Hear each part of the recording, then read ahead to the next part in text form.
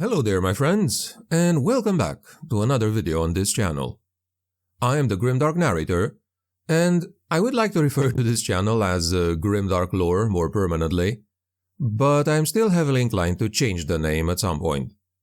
If for no other reason than because there's at least another 2 channels, or users at least, with channels of the same name. And I thought maybe to change it to something more reflective of the content I'm gonna be doing, even if it's not gonna be that regular. And there's also the iffy bit of the fact that you can only change it like 2 times, I think. Anyway, welcome to another book review and discussion here. I know I said I'll be doing these once a week or so, but actually today's my birthday, and I wanted to actually post a video on the occasion. Those who've been following the old channel for a long time might remember that I've always tried to post something special on my birthday, and I wanted to make this one no different, even if it's on a newer channel now. Moving on to the actual topic of today, I actually wanted to get started on another series of famous books of Warhammer Fantasy. And like I did in the previous video, we're gonna discuss the series as a whole, before we delve into the actual volume of today. And this is the Darkblade series, or, like I've also seen it being called or written, the Chronicles of Malus Darkblade. I've chosen this one because, among other things, it's also one of the OG, so to speak, Warhammer Fantasy reads I did many years ago, back when I started on reading Warhammer. It was definitely a brave and wonderful new world back then, as I got into Warhammer books. And alongside Gotrek and Felix, this Darkblade series was one of the beefier ones and most memorable ones, which I sank my teeth into back then. And I'm saying beefy because, at the end of the day, this is a whole 5 volumes, which actually got released in a fairly short amount of time. Or, if you want to be anal about it, it's 6 volumes and a couple of short stories. The 6th one being Deathblade, which came out about a decade afterwards. But we don't talk about Deathblade, or at least we won't for a while. So, what is Darkblade? For starters, it is quite a different series from Gotrek and Felix, for example. It only focuses on one major character, Malus, even though there are several other characters which are vital to the story and they are recurring, like Malus's sisters and the perpetually entertaining Captain Hawklear, for example. This is a series that, funnily enough, doesn't actually have classical protagonists, or at least not in the classical good versus evil structure. And that's because this series is completely focused and centered on the race of Dark Elves from Warhammer Fantasy, or Druchii as they are also known. Druchii literally meaning Dark Ones in the original Elven language of Ulthuan. The term was born during the Sundering, which was the great civil war between the elves in Warhammer Fantasy, but we're not gonna delve into that today. There's actually a trilogy of books, The Sundering, focused upon that though. The Druchii, if you don't know, are probably the most cruel, edgy, treacherous, and violent of all the races in Warhammer. And you might say, okay, but so are the Chaos Warriors and the Goblins and the Skaven and whatnot. The difference is, more or less, that the Druchii have taken this attitude, dialed it up to 20, and made it the main trait of their culture. Like, at least among the nobles of their kind, but not restricted to, you can't really go one afternoon without flaying somebody's face off, and that just for the lulz or because you're bored. And that is, in my opinion, also one of the reasons why this series is so interesting. Not only does it provide one of the best deep dives into Druchii culture, hierarchy, society, psyche, and other aspects from all Warhammer literature, but you also get to experience a very lengthy adventure from the POV of one of their number. So, like I said, this series is told from the point of view of Malus, who is a highborn. That means he's basically like a noble, but somewhat of a lower ranking, and he's trying his damnedest to rise up in Druchii hierarchy. Which is another iconic aspect of Dark Elven stories and society. The perpetual backstabbing, the plotting and the scheming and the assassinating mentality that all Dark Elves seem to possess and be obsessed about. But of course, the more power they have, the more they can afford to actually engage in these practices. And throughout this adventure, you're gonna learn how Druchii society actually functions. And at some points, you're gonna be scratching your head quite a bit, because a civilization like this, built on, literal sacrifices and treachery and slavery, and a complete and utter lack of empathy for anything, themselves included, probably wouldn't function in normal life. But then again, this is not normal life. And yet, despite some of the ridiculousness of it all, it is still great world building in my opinion, and strangely believable. In fact, I always thought Warhammer Fantasy in general did feel strangely believable, despite being, full of every fantasy race and creature and stereotype you can imagine. It still somehow all makes sense. I guess that's the benefit of having, dozens of books of fluff to build a foundation on. That said, we did learn that Darkblade as a series deals with a lot of the idiosyncrasies of the Druchii race. But what is the main story actually about? Well, you see, this guy Malus, who in no sane person's mind would ever count as a hero, or even an anti-hero, learns of the existence of a great treasure and source of power in the far north, in the Chaos Wastes. So he schemes and murders his way into obtaining a map and assembling an expedition to go there. I'm not gonna detail the beginning of the story too much, as we're gonna go over it a bit in a few minutes, but long story short, he does get there and ends up possessed by a demon. And this demon basically gives him a multiple-stage fetch quest to gather several objects of power and bring them to the demon's temple in the wastes, or Malus will never get his soul back. And to make matters more interesting, of course there's a timer attached to all this.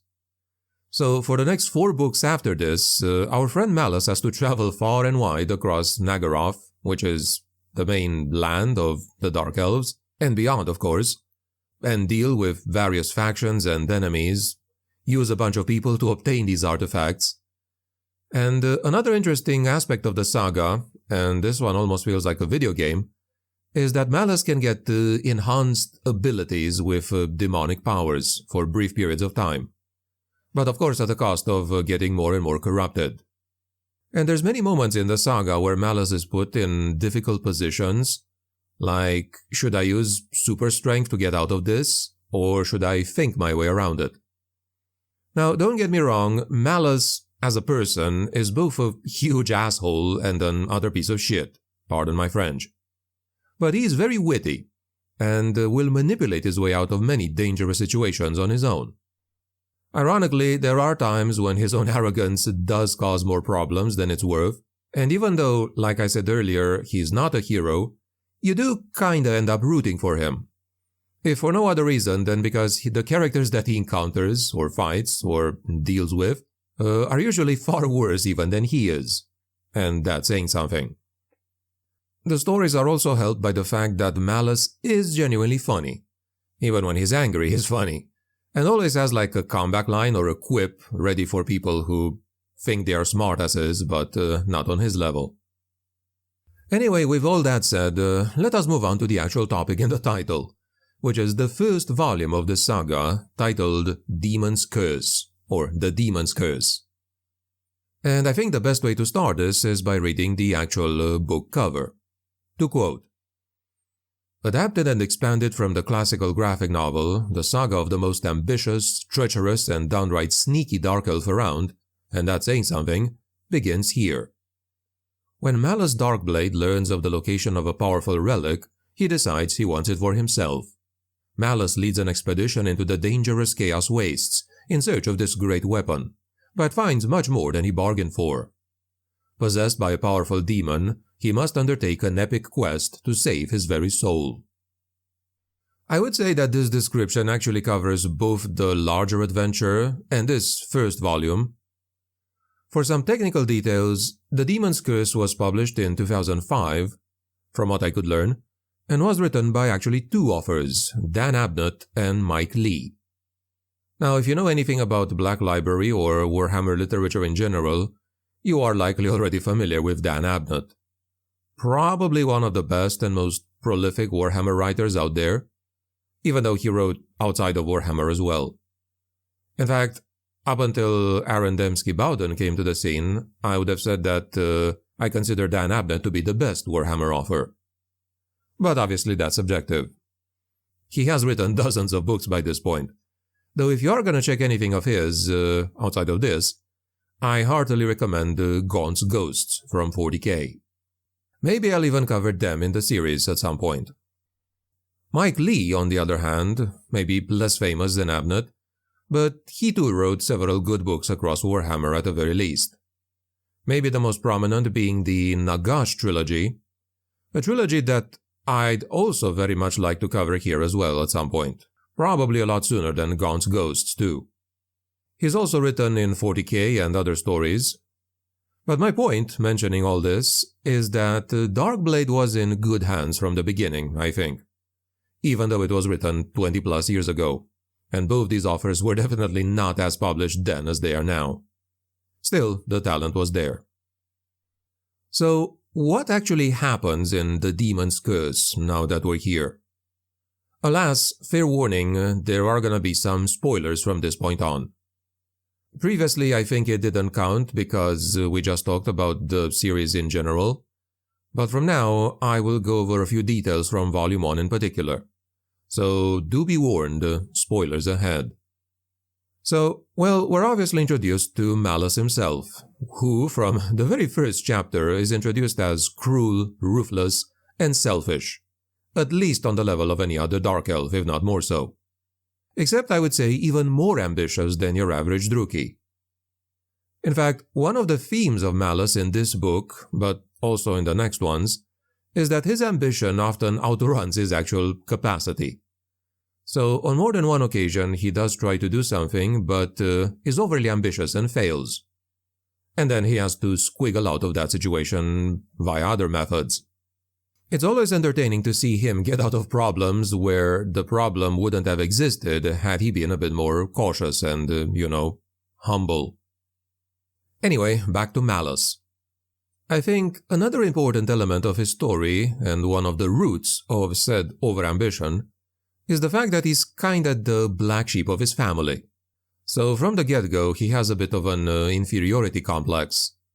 So he's forced to overcompensate by being extra cruel, extra sneaky, extra viper-tongued, and so on, if you know what I mean. His father is actually a very high-ranking military official called a Volkar, or Volker. And Malus obviously wants to outdo him by climbing ever higher on the social hierarchy, and killing his father too, if at all possible. And speaking of killing, I think it's worth mentioning here that what we perceive as love or selflessness associated with family or, spouses and whatnot, is pretty much non-existent in Druchii society. With Dark Elves, it's always about yourself first. Even among family members, it's always, how can I use these people to benefit myself? The Witch King, Malekith, who is the ruler of the Druchii, doesn't command loyalty from his nobility and generals and whatnot, because they like him or respect him. No, they're just scared shitless of him. And that mentality goes down to the most peasant-esque of the Druchii. But once again, back to Malus. In The Demon's Curse, we're also introduced to several members of a very dysfunctional family of his, including his brother, who is a priest of Cain, but who has some physical deformities and has his own inferiority complex to deal with. Then we have his sisters, one of which is a sorceress and the other a bride of Cain, which is, or a member of a witch cult, I don't fully remember. Then we have probably the only other character, who isn't actually a character, that Malus does give a damn about. And that is his mount, a cold one called Spite. And Spite is gonna be a semi-permanent presence throughout most of the saga. Cold ones, if you don't know, are pretty much raptor-esque dinosaurs that the Druchii use as cavalry. They do use horses as well, but they do use these cold ones as well. You can actually see Spite in most of the cover art for the books, especially for Demon's Curse, which I actually might think is the best of the Darkblade covers. Returning to the plot of the book, it's basically Malus getting his hands on the map to the Chaos Wastes, forming an alliance with his sister Nagaira, who is a sorceress, and who is the one who actually convinces him to go there to begin with. Then there's the journey itself, which is as dangerous as you might imagine, with monsters and dealing with a different faction of Dark Elves, which are outside of Malekith's rule. Of course, the team being composed of Druki, there's also the added danger of, will this other guy stab me in the back tonight? But eventually they do reach the temple, and Malus is the only survivor, if I'm remembering right. But, like I said a bit earlier, it is actually here that the overarching story actually begins, as the demon Tsarkan not only possesses Malus, inhabiting his body, but also steals his soul. And in order to get his soul back, he's got to obtain 5 items of power. And while this is not evident in this volume as much, because this happens towards the end of the book, we also get introduced to the slightly schizophrenic version of possessed Malus, as he's basically got a dual identity moving forwards, with his new quote-unquote co-pilot being every bit as manipulative, cruel, and sarcastic as Malus himself. And you'd think that the demon would do all in his power to help Malus get the job done, but it's actually not always like that. In some situations, the demon actually makes everything worse by giving bad advice, sometimes even on purpose. At other times, he simply leaves Malus to fend for himself. And this dynamic often makes for some very humorous interactions between the two, or between Malus and the other characters. But, yeah, this is what the series is about, and what the first volume is about, give or take some characters and a few plot points. It's definitely a novel and series worth reading, especially if you're a Warhammer fan, in my opinion. And even if I might consider some of the future books in the series a bit weaker than this one, I'd still say that this one is an especially good introduction to the greater whole of the adventure. As for weak points, and this kinda deals with the whole series, there might be a tad too many combat scenes and battles and such. There's a lot of fighting in these books. But if you're a fan of Dark Elves, both Warhammer or otherwise, I would even go as far as saying that this is a mandatory reading, at least for this section of Warhammer literature. Now, before I leave you for today, I would also like to mention that if you like this type of content, books related or otherwise, and you'd like to see or hear more, do check out my Patreon page. Currently, that's actually my main source of income, rather the only source of income, so definitely check it out if you want to support me. And once I get more of these reviews going, I'll be uploading those there as well. There's a lot of stuff there that I can't upload here anymore that you'd probably enjoy. As usual, I do look forward to reading your thoughts on this review and discussion, as well as your thoughts on Darkblade or the Demon's Curse volume itself. How would you rate it? Is it among your favorite Warhammer books or series? Do let me know in the comments. As before, I do welcome thoughts or criticism or suggestions for future books, if you want to offer them. Thanks a lot, and until next time, Sigmar's blessings be upon you.